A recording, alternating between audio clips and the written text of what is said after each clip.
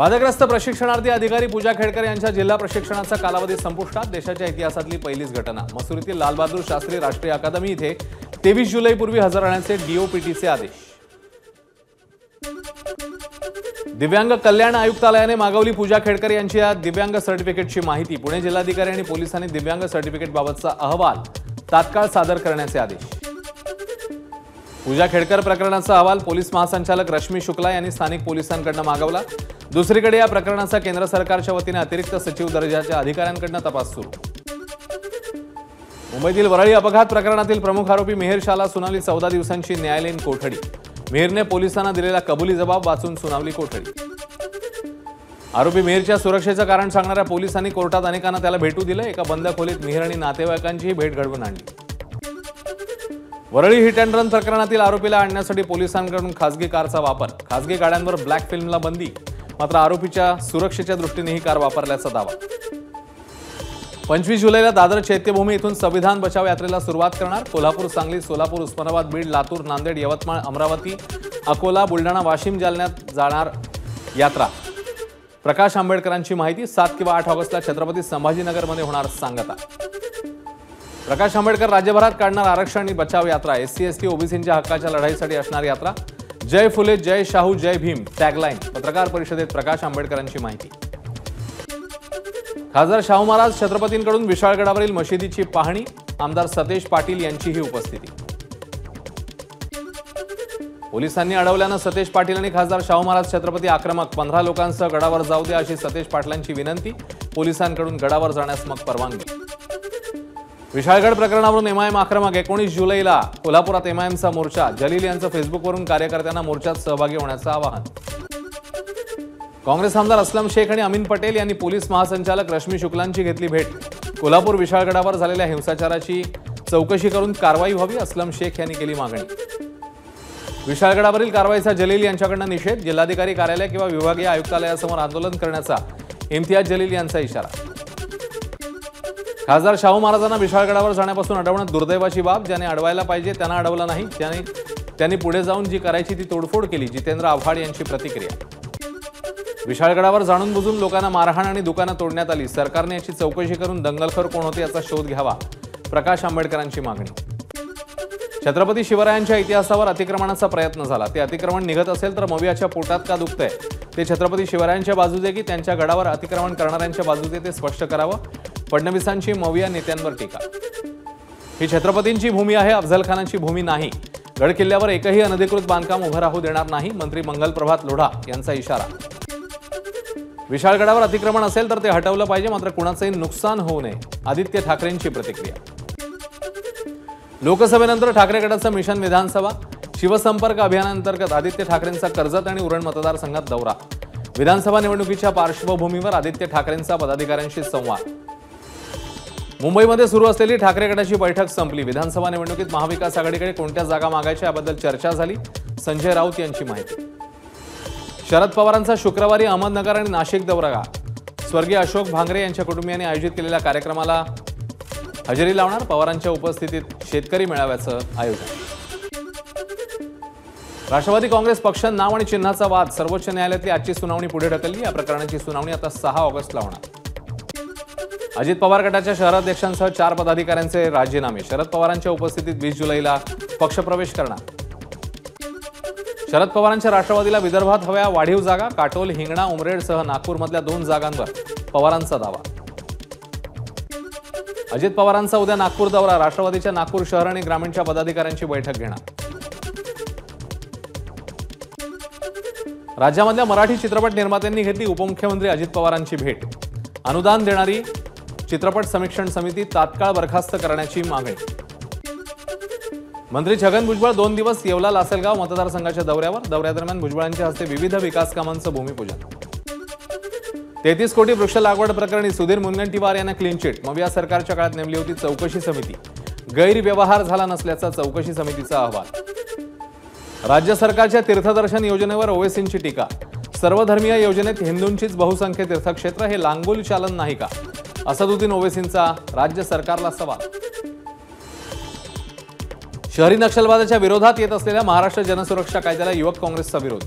या कायद्याने तरुणांचा आवाज दाबला जाईल, युवक काँग्रेसचा दावा. मिलिंद नार्वेकरांनाच मतदान केलं, क्रॉस वोटिंग केल्याचा संशय वर्तवला जात असतानाच आमदार हिरामण खोसकरांचं स्पष्टीकरण. माझ्यावर आरोप करणाऱ्यांविरोधात पक्षश्रेष्ठींकडे तक्रार करणार, खोसकरांची प्रतिक्रिया. सलमान खानला जीवे मारण्याची धमकी दिल्याप्रकरणी अटकेत असलेल्या युट्यूबरला जामीन. कुख्यात गुंड लॉरेन्स बिश्नोईशी संबंध असल्याचाही राजस्थान स्थित युट्यूबवर याच्यावर आरोप.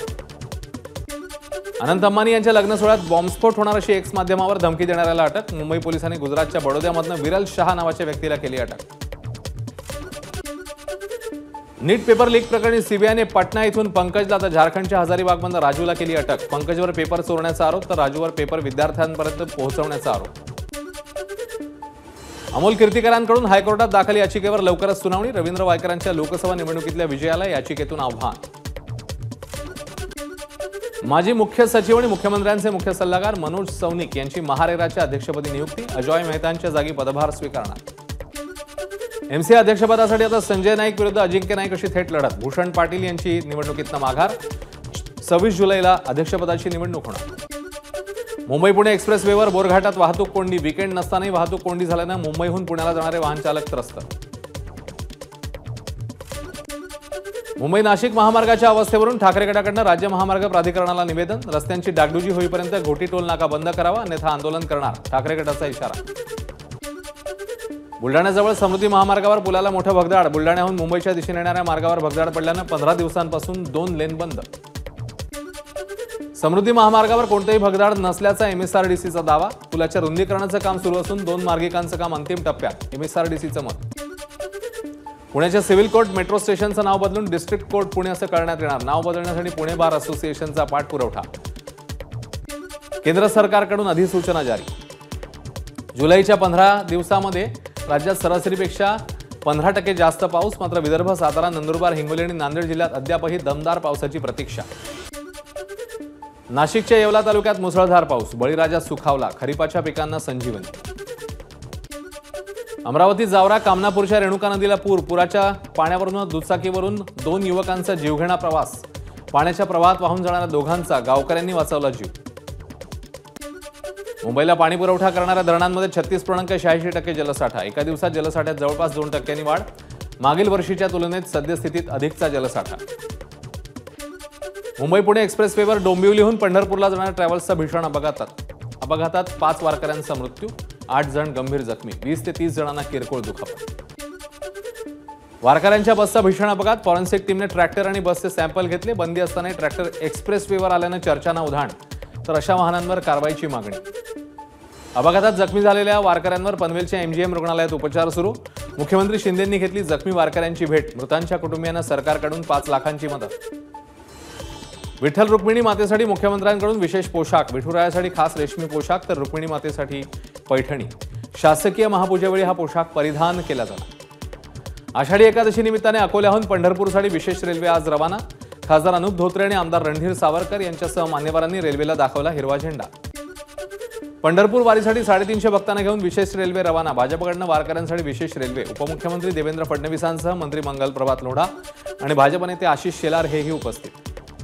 नाशिकच्या येवल्यातील कुणाल दराडे फाउंडेशनच्या वतीने वारकऱ्यांना मोफत पंढरपूर वारी. येवला लासलगाव मतदारसंघातनं वारकरी पंढरपूरच्या दिशेने रवाना.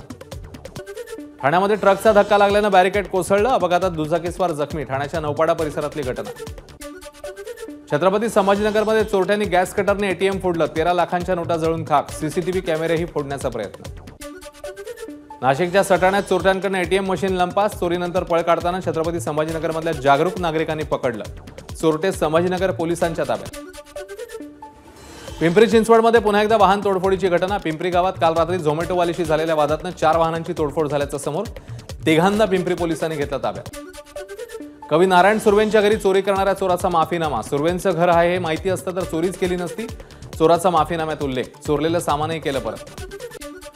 विविध मागण्यांसाठी तहसील कर्मचाऱ्यांचा राज्यव्यापी संप. येवल्यात काम बंद करत कर्मचाऱ्यांचा संपात सहभाग. विशाळगडावर छत्रपती संभाजीराजे यांच्या इशाऱ्यानंतर अतिक्रमणाची कारवाई झाल्यावर शिवभक्तांवर गुन्हे दाखल. हे गुन्हे त्वरित मागे घ्यावे याकरता स्वराज्य संघटनेतर्फे नाशिकच्या जिल्हाधिकारी कार्यालयासमोरील शिवस्मारकावर निषेध आंदोलन. एअर इंडियामध्ये कामगार भरती दरम्यान गोंधळ. 300 जागांसाठी 3000हून अधिक उमेदवार आल्यामुळे गोंधळ. पोलिसांच्या मध्यस्थीनंतर परिस्थिती नियंत्रणात. एबीपी माझा, उघडा डोळे बघा नीट.